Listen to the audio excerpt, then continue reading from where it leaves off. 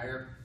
Next on our agenda is Judge, well, I just went blank, Judge Bill Coleman, better known as the cheerleader of Hale County, and you know, Judge also has been working hard, and we appreciate both of these guys, the leaders that they've been. So, Judge Coleman, turn it over to you. Watch this court down here.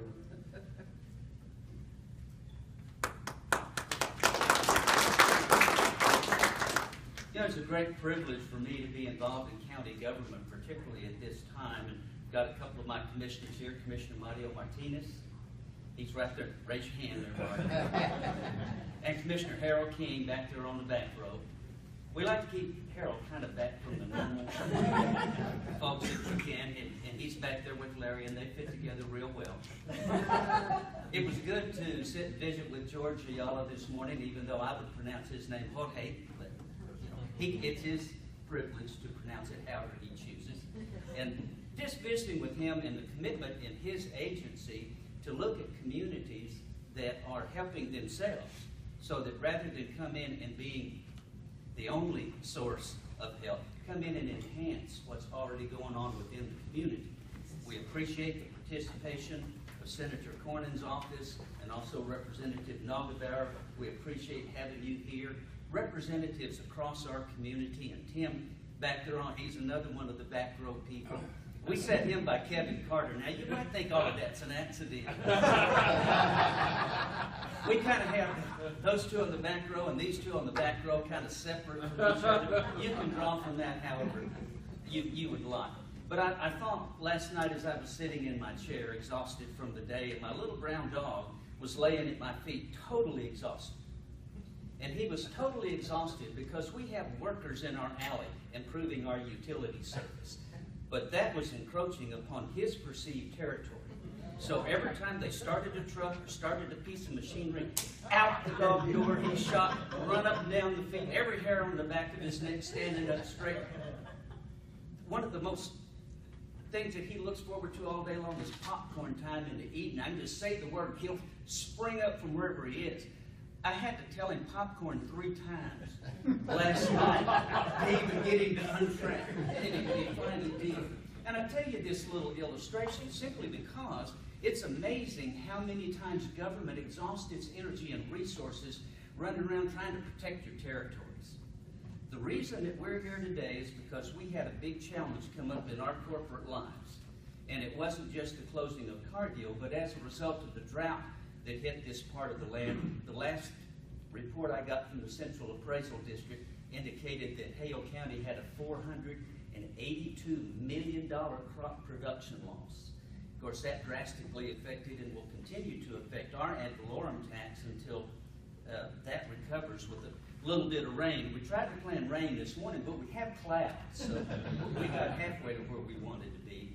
And I can tell you the reason we're here today, as Mayor told you about, we gathered together many of the people in this room at a meeting almost 3 years ago, and the optimism did not overtake that room as it has overtaken this one today. If you look at Plainview and Hale County, everywhere you look you see potential for the future and potential for growth.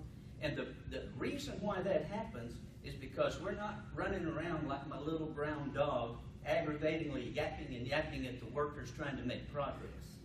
We've joined together in a partnership to look to the future and plan for what's best for the communities that we represent in this area. That would not happen if we didn't have something to bring us together, and sometimes tragedy does that.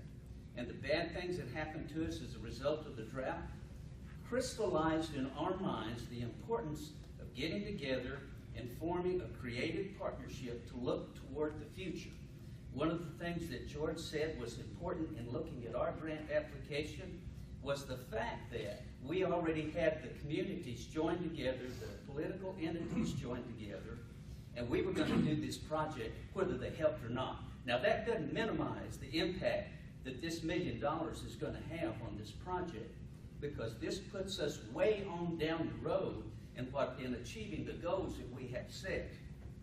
And so, you know, in looking at this thing, I often think about what Ronald Reagan said in 1980. You quoted Truman, so I'm going to have to bring Reagan now. When he accepted the Republican nomination, he said, "We will apply to government the common sense that we all use in our daily lives." What a profound and simple statement. But it's common sense, common commitment, and common goals that has brought us together.